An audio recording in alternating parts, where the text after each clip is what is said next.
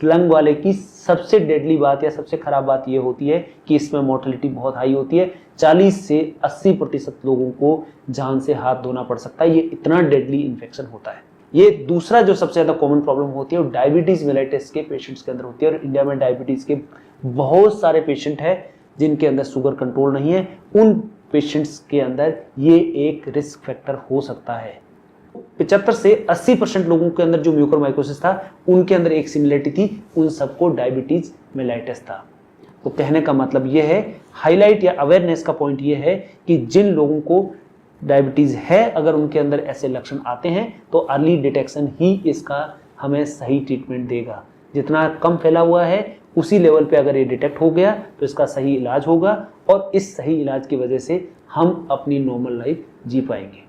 जो हमारे सांस के रास्ते से ये ट्रेकिया के रास्ते लंग के अंदर जाता है और लंग के किसी हिस्से के अंदर ये जाके ग्रो करता है और ग्रो करके ये एक मोस्ट सीरियस इन्फेक्शन के तौर पे बन जाता है। ये क्या करता है, ये अपने आसपास के हेल्दी टिश्यू को खाता है और हेल्दी टिश्यू को खा के ये ग्रो करता है। अब ग्रो करने की वजह से क्या होता है कि लंग के अंदर बहुत सारी ब्लड की वेसल्स होती है, खून की नलियां होती है और इसकी खराब बात ये होती है कि खून की नली को खा जाता है और जैसे ही खून की नली को खाता है ये एक डिवास्टेटिंग या डेडली फॉर्म में आ जाता है, क्योंकि ये हेमोप्टाइसिस या खांसी के अंदर खून आता है जिसकी वजह से हम ब्रीथ नहीं कर पाते और ये हमारे लिए प्रॉब्लम क्रिएट करता है। ये एक नॉर्मल रेस्पिरेटरी सिम्टम्स के जैसी ही बीमारी है। शुरुआत में इसके लक्षण अलग से नहीं होते, इसीलिए इसके डायग्नोसिस के अंदर डिले होता है।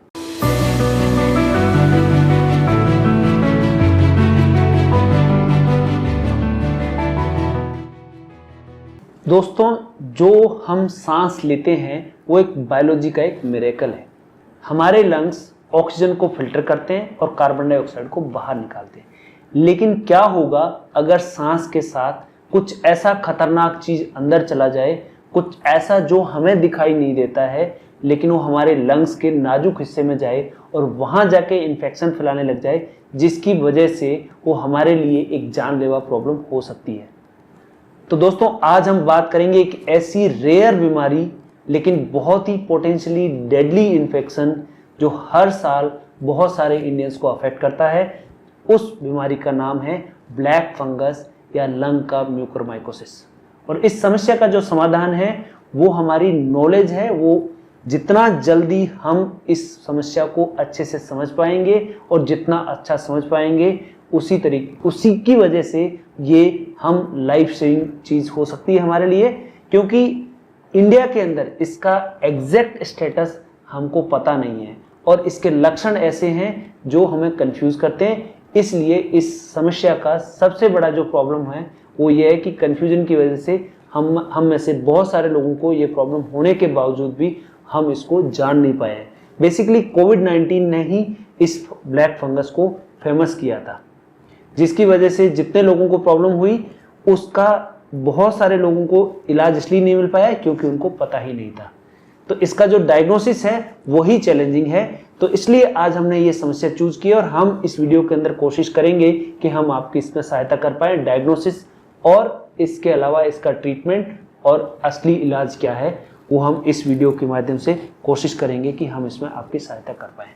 नमस्कार दोस्तों, मेरा नाम डॉक्टर सुखराम बिश्नोई है और मैं मेदांता द मेडिसिटी के अंदर thoracic and lung transplant department में कंसल्टेंट हूँ।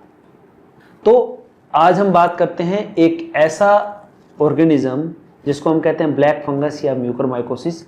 ये अमूमन शरीर के किसी भी हिस्से को इफेक्ट कर सकता है, लेकिन टोटल म्यूकोरमाइकोसिस का 15 to 20% सिर्फ और सिर्फ ये लंग के अंदर होता है। और इस लंग वाले की सबसे डेडली बात या सबसे खराब बात ये होती है कि इसमें मोर्टेलिटी बहुत हाई होती है। 40 से 80% लोगों को जान से हाथ धोना पड़ सकता है। ये इतना डेडली इन्फेक्शन होता है और इसका सबसे ज़्यादा जो प्रॉब्लम कोविड-19 के अलावा हमने कोविड-19 के अंदर बहुत सुना था कि ये ब्लैक फंगस हो गया, ये चीज़ें हो गई। ये दूसरा जो सबसे ज़्यादा कॉमन प्रॉब्लम होती है वो डायबिटीज़ मेलाइटिस के पेशेंट्स के अंदर होती है। और इंडिया में डायबिटीज़ के बहुत सारे पेशेंट हैं जिनके अंदर शुगर कंट्रोल नहीं है। उन पेशेंट्स के अंदर ये एक रिस्क फैक्टर हो सकता है।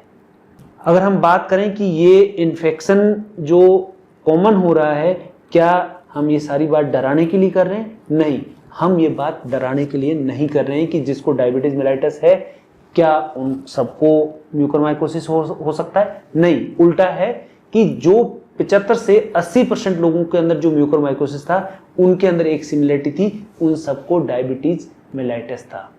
तो कहने का मतलब ये है, हाईलाइट या अवेयरनेस का पॉइंट ये है कि जिन लोगों को डायबिटीज है अगर उनके अंदर ऐसे लक्षण आते हैं तो अर्ली डिटेक्शन ही इसका हमें सही ट्रीटमेंट देगा।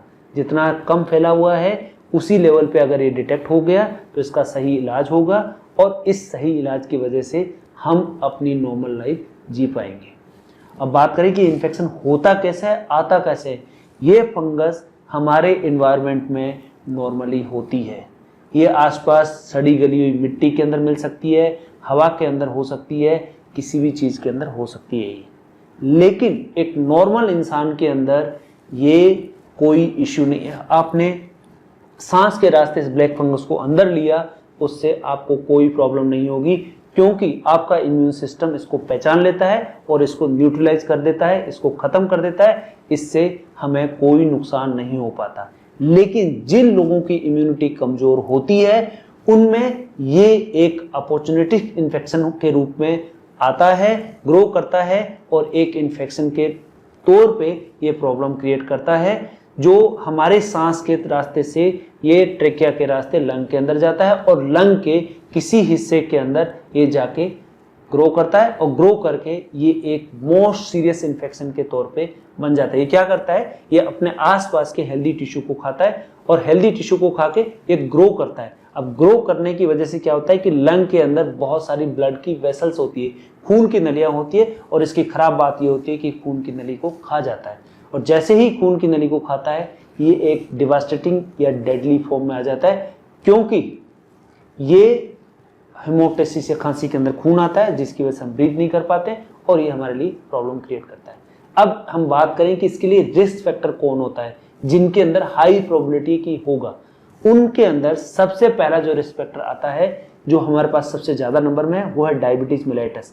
डायबिटीज मेलाइटस के लोगों की इम्यूनिटी कमजोर होती है, जिसकी वजह से ये इनके अंदर इन्फेक्शन कर जाता है। इसके अलावा जिनकी इम्यूनिटी कम है वो लोग हो सकते हैं, किन किन लोगों के अंदर हो, ट्रांसप्लांट के लोग, जिनके लिवर ट्रांसप्लांट या लंग ट्रांसप्लांट, किडनी ट्रांसप्लांट हुआ है, उन लोगों के अंदर हो सकता है। जो लोग क्रॉनिकली स्टेरॉइड पे है उनके अंदर हाई पॉसिबिलिटी है। जिनका जॉइंट रिप्लेसमेंट हुआ है या स्टेम सेल रिप्लेसमेंट हुआ है, बोन मैरो रिप्लेसमेंट हुआ है, उन लोगों के अंदर, क्योंकि उस पे इम्यूनोसप्रेसेंट पे होते हैं तो वहाँ प्रॉब्लम हो सकती है। या जिनको मैलिग्नेंसी हुई है उन लोगों के लिए, या क्रॉनिक डिजीज हो रहा है, बार बार रेस्पिरेटरी सिस्टम का प्रॉब्लम हो रहा है, टीबी हो रखी है, या बहुत सारी ऐसी लंग की बीमारियां हैं जो क्रॉनिकली है, उन लोगों के अंदर ये फंगस ग्रो कर सकती है। अब ये तो रिस्क फैक्टर हो गए। ये लक्षण क्या करेगा, ये एक नॉर्मल रेस्पिरेटरी सिम्टम्स के जैसी ही बीमारी है। शुरुआत में इसके लक्षण अलग से नहीं होते, इसीलिए इसके डायग्नोसिस के अंदर डिले होता है। अब ये नॉर्मल रेस्पिरेटरी सिम्टम्स क्या हो सकते हैं, जैसे कि किसी को बुखार आ रहा है, खांसी आ रही है, सांस लेने में दिक्कत हो रही है। ये सारे अमूमन हर एक नॉर्मल वायरल या बैक्टीरियल इन्फेक्शन के अंदर, लंग के इन्फेक्शन के अंदर हमें ये होता है। लेकिन सीरियस बात तब आती है जब खांसी के अंदर खून आता है, हिमोप्टेसिस आता है। ये एक डेंजरस साइन होता है म्यूकरमाइकोसिस के इन्फेक्शन के अंदर, क्योंकि ये खून एक चम्मच से लेके एक बाल्टी भर कुछ भी हो सकता है। ये कुछ लोगों के अंदर इतना डेडली होता है कि वो लोग अस्पताल तक नहीं पहुंच पाते हैं। अब ये म्यूकरमाइकोसिस का पेशेंट जिसका डायग्नोसिस बन गया है और उसको हिमोप्टेसिस हो रहा है, या उसको ऑक्सीजन रिक्वायरमेंट आ रही है, या बहुत सारी कैविटीज बन गई है, ये एक डेंजरस साइन है। इसके लिए उस सिचुएशन के बाद हमको बहुत जल्दी एक्ट करना पड़ेगा। ये नोट करना इंपॉर्टेंट है कि जितने पेशेंट, इनमें से जितने भी पेशेंट है, ये सारे के सारे इम्यूनो कॉम्प्रोमाइज पेशेंट है। इनके अंदर बहुत जल्दी ये लक्षण आते नहीं हैं, क्योंकि वो ऑलरेडी उनकी इम्यूनिटी सप्रेस्ड है, इसलिए ये सारे सिम्टम्स नहीं आते। ये सिम्टम्स तब आते हैं जब वो एक्सटेंसिवली फैला हुआ होता है, तो हमारे लिए एक डायग्नोस्टिक चैलेंज बन जाता है और इसीलिए ये पेशेंट डिले होके या एडवांस स्टेज पे हमारे पास आता है। इनका डायग्नोसिस बहुत चैलेंजिंग होता है, इसीलिए सबसे इंपॉर्टेंट चीज जो ये होती है, हाई इंडेक्स होता है। हाई इंडेक्स का मतलब ये हो गया कि जैसे ये जितने भी रिस्क फैक्टर मैंने बताए उनमें से कुछ न कुछ रिस्क फैक्टर जिन लोगों के अंदर होता है उनके अंदर कुछ भी एबनॉर्मल हो रहा है, तो उसके लिए एक्सरे या सीटी स्कैन करा के आपका डॉक्टर ये फैसला कर सकता है कि आपको म्यूकोरमाइकोसिस है या नहीं है। लेकिन अमूमन इसके लिए बायोप्सी टेस्ट मतलब हिस्टोपैथोलॉजिकल डायग्नोसिस हमारे पास होना चाहिए। अब वो कैसे हो सकता है, सीटी गाइडेड नीडल बायोप्सी हो सकती है या ब्रोंकोस्कोपी, लेकिन एक बार कंफर्म हो गया कि ये म्यूकोरमाइकोसिस है तभी हम इसके आगे का ट्रीटमेंट स्टार्ट कर सकते हैं। अब ये ट्रीटमेंट एक कॉम्प्रिहेंसिव, एक कॉम्प्लेक्स कंडीशन है, इसलिए इसके लिए मल्टी डिसिप्लिनरी टीम की जरूरत होती है। इस टीम के अंदर हमें एक अच्छा चेस्ट फिजिशियन चाहिए, एक अच्छा सर्जन चाहिए और एक अच्छा आईसीयू चाहिए जो सारी इंपॉर्टेंस को समझ पाए। अब सबसे इम्पोर्टेंट जो है इस पूरे प्रोसेस के अंदर सबसे क्रिटिकल जो चीज़ है वो जितना जल्दी डिटेक्ट होगा उतना ही उसका अच्छा रिजल्ट होगा। सेकंड जो इम्पोर्टेंट चीज़ है कितनी अच्छी तरीके से आपका सर्जन सर्जरी कर पाता है। तो सबसे पहले इसके लिए हमें जो ट्रीटमेंट स्टार्ट करना होता है वो एक एंटी फंगल थेरेपी होती है जिसको हम कहते हैं आज की डेट में लाइपोसोमल एम्फोटेरिसिन। एक कन्वेंशनल एम्फोटेरिसिन होती है जो कि नेफ्रोटॉक्सिक होती है, लेकिन जो अच्छी एम्फोटेरिसिन होती है वो लाइपोसोमल एम्फोटेरिसिन होती है। इन जनरली जो नॉर्मल सारे पेशेंट्स को सूट करती है। जिन पेशेंट को सूट नहीं करती है उसके लिए अल्टरनेटिव एंटी फंगल्स यूज कर सकते हैं, जैसे पोसाकोनाजोल है, इसोफोकोजोल जो होते हैं वो चालू किए जा सकते हैं। लेकिन मोस्ट इफेक्टिव ड्रग जो हमें लगता है वो है लाइपोसोमल एम्फोटेरिसिन। अब लाइपोसोमल एम्फोटेरिसिन चालू करने के 4 से 5 दिन के आसपास सीटी स्कैन करा के ये देखो कि क्या इसको लंग की सर्जरी करके निकाला जा सकता है, क्योंकि जब तक हम इसको जड़ से नहीं खत्म करेंगे तब तक ये अनलाइकली है कि ये जाएगा। केवल एंटीफंगल थेरेपी हमारे लिए उतनी इफेक्टिव नहीं है जितनी इफेक्टिव एम्फोटेरिसिन प्लस सर्जरी है।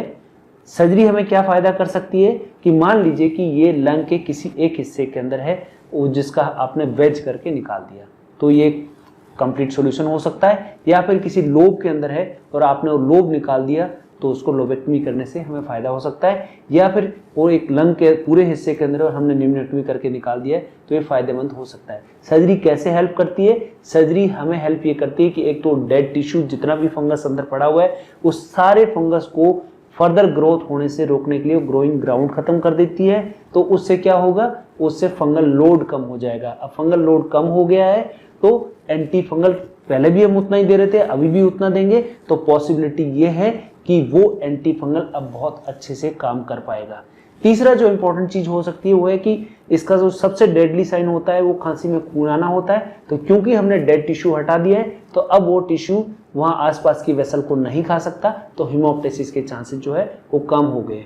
तो इन शॉर्ट सर्जरी हमें एक कंप्लीट सॉल्यूशन के रूप में आती है जिसमें हमने इन सारी चीज़ों पूरा निकालने के बाद इस ट्रीटमेंट के 100% सक्सेसफुल फॉर्मूले तक पहुंच सकते हैं। अगर हमने पहले एंटी फंगल चालू किया और उसके बाद हम सर्जरी से इसको कम्प्लीटली निकाल पाए तो हमें इसके बाद जो है वो 3 से 4 हफ्ते तक का एंटी फंगल दिया जाता है। जो कॉमनली एक्सेप्टेड प्रोटोकॉल जो हमें लगता है अक्रॉस द ग्लोब वो है कि पहले आप एंटी फंगल चालू करो, उसके बाद अपने थोरेसिक सर्जन को बुलाओ, उस सर्जन को ये चीज़ दिखाई जाए कि क्या वो सर्जरी करके इसको कम्प्लीटली निकाल सकता है। अगर ये कम्प्लीटली पॉसिबल निकाला जाना पॉसिबल है तो उसके बाद 3 से 4 हफ्ते एंटी फंगल और चलाने के बाद हम इस डेडली बीमारी से कंप्लीट सॉल्यूशन पा सकते हैं।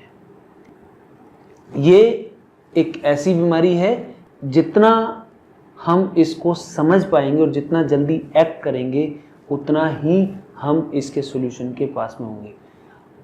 इसमें सिंगल ट्रीटमेंट नहीं है कि अगर हम सोचें कि केवल एंटी फंगल कंट्रोल कर लेगी, बहुत मुश्किल है। केवल सर्जरी कंट्रोल कर लेगी, नहीं, वो भी मुश्किल है।